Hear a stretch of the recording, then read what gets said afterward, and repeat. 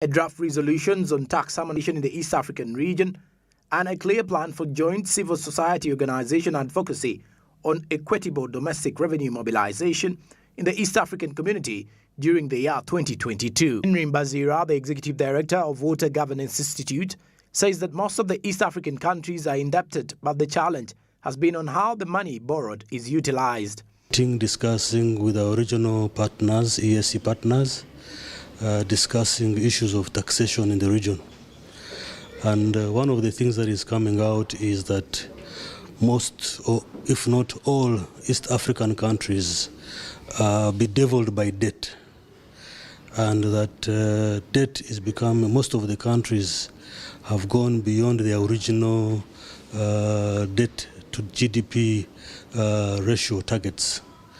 And so they are now sanitizing debt by saying that it is not the amount of debt that you take, but is more about the amount of how you use that debt to either trigger growth or, support, provide services and trigger economic growth. However, we think that that is not entirely very true, because we have seen situations where debt has been collected or received from outside and used for recurrent expenditure. There is nothing wrong with borrowing money. The question is, what do you use that money for? If you are going to borrow money to finance recurrent expenditure or administrative expenses, that money that you have brought will not definitely trigger the kind of debate, growth that we want. If you're going to borrow money and it does not support investment in the private sector, support in your local investors to grow, to access cheap capital, that debt is not, you won't get a return to investment and return to borrowing, if I can use that word. The value for the money that you'll have borrowed will not be realized to the kind of extent that one would have expected. So, and that's why for me, in principle, I have been trying to advocate for what I call domestic direct investment, instead of focusing so much on foreign direct investment. However, Mbazira believes that governments need to build internal capacity as part of the domestic resource mobilization strategy and should allow the local investors to have the lion's share in order to have more money staying in the economy, and this will trigger its growth. I've been entrapped in the issue of relying on foreign money to grow. But when I look at examples in Asia, majority of them, actually the Malaysia, Singapore and the rest, much of their development was triggered by internal capacity. And so we need to build our internal capacity in terms of, as part of our domestic resource mobilization strategy. And secondly, it is okay to have foreign companies investing in the country because they bring in capital, but the proportion of investors that are investing from outside multinational corporations to in relation to the ones who are local. Leonard Wanyama, a coordinator of the East African Tax and Governance Network, notes that debt has created hindrance to understanding the principles of tax justice, and this has led to unfair tax policies which hamper the expenditure during the budget allocation. We would say that process, or any public finance process, needs to have 5 elements.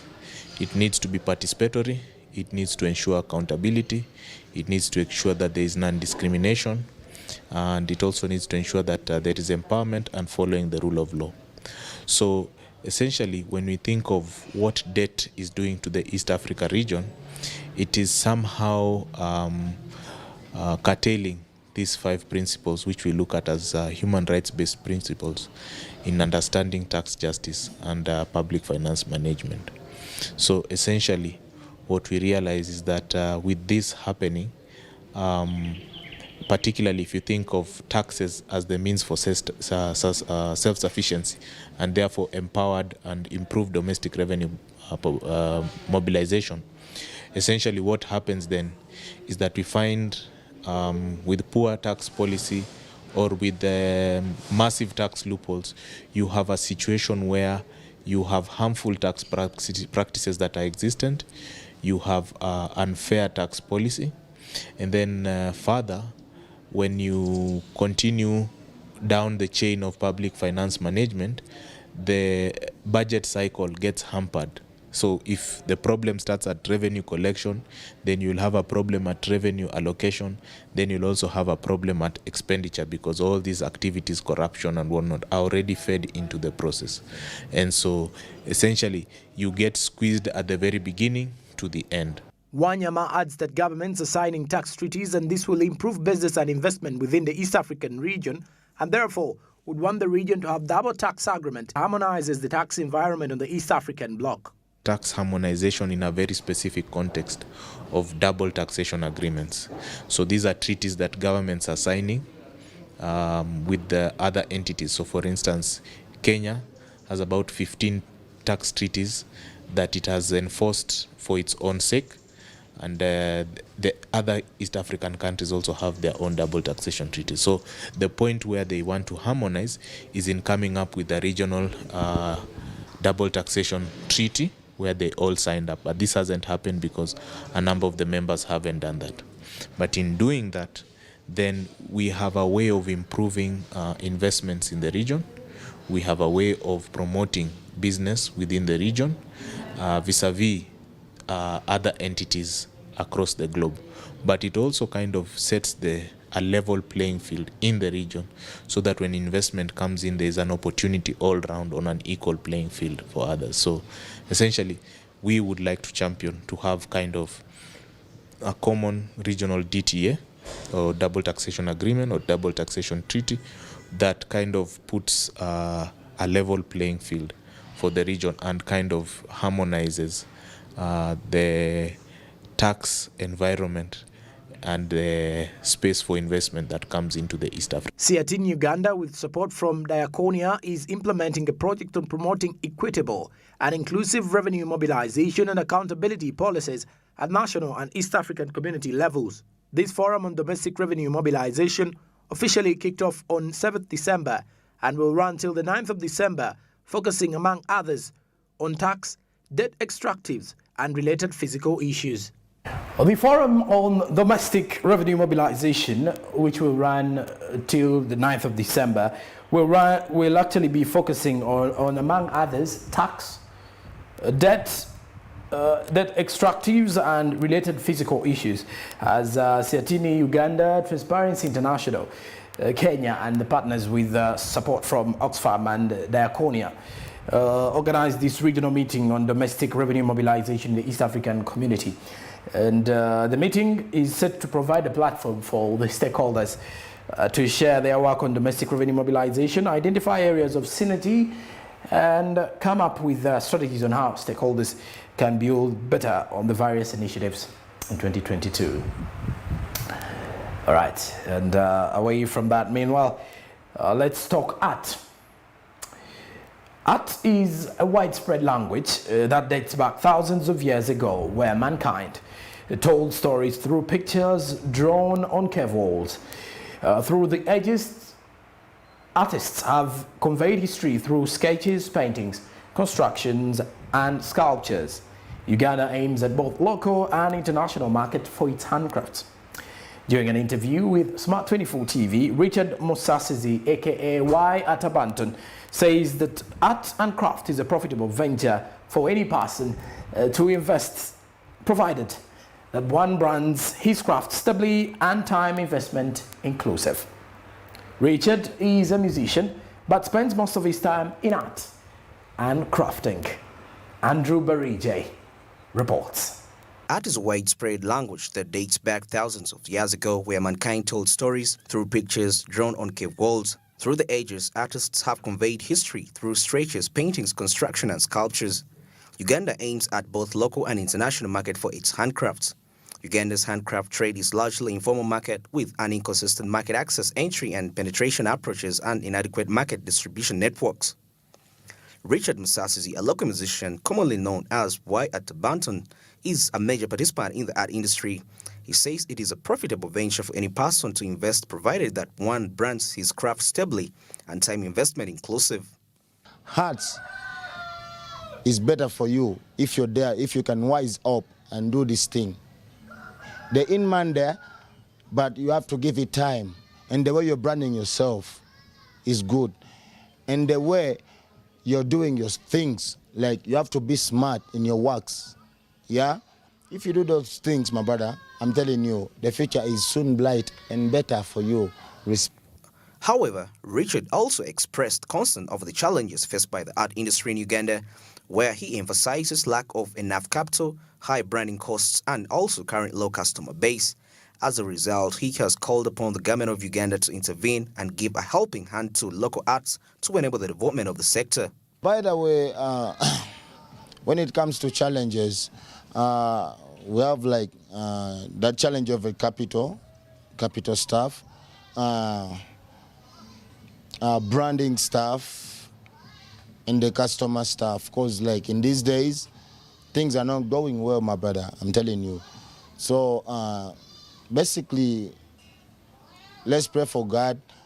In future, we're gonna do better, but things are not going well right now, but arts no lie. I beg the government to support the works of our arts, because these arts, what we're doing, is much better than the one you think is better. Yeah, please, I'm begging the entire government to support in the arts of our black people, Ugandan people. Art and craft has a wide clientele in Uganda for both locals and the foreigners, as it offers potential for preservation of culture, since many people buy the art pieces because of the origin and culture heritage. However, marketing arts and crafts has always been a big question, as many felt these two are majorly for the foreigners and tourists who come to visit Uganda. There is considerable market for art and craft products among international visitors. Craft makers work beyond manufacturing, exposing and selling their products, but also work hand in hand with other creative industries where they can put their craft knowledge to market. And all right, now on that particular matter, you can agree that art in Uganda has played a very big role in giving an opportunity. Now, for instance, the gentleman here, Richard, who's Aya Banton, I don't know whether I've got the name right though, he has actually been a musician, and for the past 2 years, musicians have not been performing on stage, and with someone having this as a side hustle, you can definitely get to go. Yes, he's Ata Banton, and you can definitely understand that he has been making money in one way or the other. With the fact that the only challenge these people are actually facing is that most people do not value their craft. People tend to think that they are too expensive, and that is why they also set their eyes on the tourists who come through, because they can at least value their work. All right, and away from that, lastly, from our news hour, the Criminal Investigations Directorate has called for the enactment of Witness Protection Law. The spokesperson of the Criminal Investigation Directorate, ASP Twine Charles, while addressing the press, say that victims and witnesses who provide testimony against crime perpetrators, who in most cases are powerful and influential in society, need to be assured of safety and security and should not suffer repercussions for their participation in judicial or non-judicial accountability proceedings. Let's have more of the details. The concept of witness protection essentially seeks to ensure that victims and witnesses cooperating with accountability mechanism in judicial or non-judicial setting are ably protected and facilitated to the greatest extent possible. This is premised on the understanding that assurance for safety of such victims and witnesses are fundamental. Make any statement regarding the bargain? Not really a statement, but just to inform you that you have been consulted and informed about the process happening. The Criminal Investigation Directorate has therefore called for the enactment of the Witness Protection Law. The spokesperson of the Criminal Investigation Directorate, ASP Twine Charles, while addressing the press, said that the victims and witnesses who provide testimony against crime perpetrators, who in most cases are powerful and influential in the society, need to be assured of safety and security and should not suffer repercussions of their participation in judicial or non-judicial accountability proceedings. To appeal to the power that be to fast track the issue of witness protection law. We don't have the witness protection in Uganda, and it is a serious impediment in our struggle to fight corruption. For example, whereas we have the law that calls for interdiction of a person that has been in conflict with the law, the interdiction only lasts for 6 months. Now, look at a situation where somebody will be probably arrested and prosecuted, and the prosecution process takes like a year or two. After 6 months, the suspect will be in office.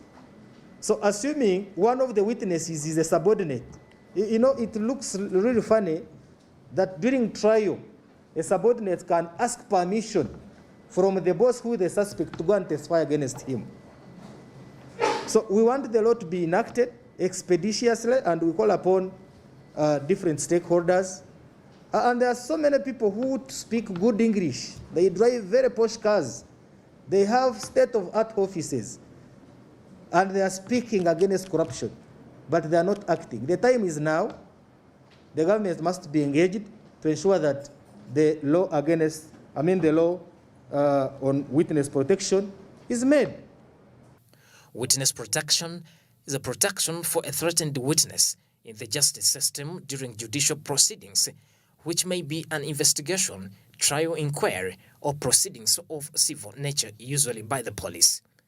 Twine said that if this is not worked upon, it will antagonize the fight against corruption in the country. The law that protects the whistleblowers, but whistleblowers may choose not to be compared as witnesses. A whistleblower may not be compared, but we have people who are competent and comparable witnesses, and inevitably must come and testify. But testifying against your boss may either cause your transfer, may cause an unfair reprimand, which we think really is an impediment in our struggle in the fight against corruption. Since the effects of corruption are adverse and devastating, let us all join hands in our respective capacity and join corruption against using our viable and legitimate frameworks. Remember, injustice anywhere is injustice everywhere. While a witness may require protection until the conclusion of the proceedings, corruption in Uganda is widespread and is seen as one of the greatest obstacles to the country's economic development, as well as to the provision of quality public service. You'll call the Honorable Minister Ogwang is moving across the country. And one of the glaring cases we've got in Kweni, in the Sipi sub-region, is that we have found out a project which was launched in 2012 for water, and the water was switched on a day before the Honorable Minister reached there with our team. 9 years. And the contract was for 2 years.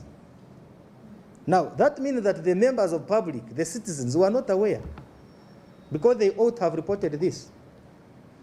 But what is more of a paradox is that the politicians, the local council leaders are aware of this, but they are part of the conduit. They are part of the syndicate. We have found out in the same region that there is a school that costed around 500 million, which has been budgeted every year. Every year they budget for this school, they pay and account. Then the next year they budget for the same school, and it has been budgeted 7 times. What does that one mean? Members of public are not in the know. So as police, in liaisons with so many other agencies, especially you, the media, we are going to support spontaneously some projects, and we really understand them and we share. The Ugandan government has acknowledged that corruption is one of the main challenges faced in the country. But recent developments have raised questions on the government's political will to address it. Several reforms, laws, and new institutions to fight corruption have been established.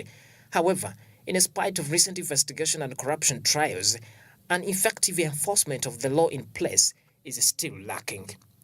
Bedson Mumbere, Smart 24 TV.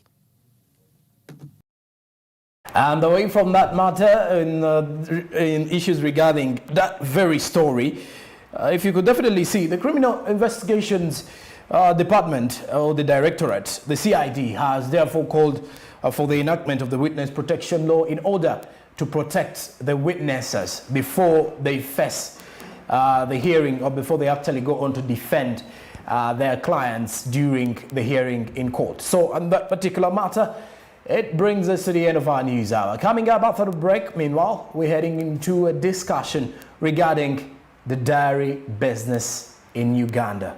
Stick around with me.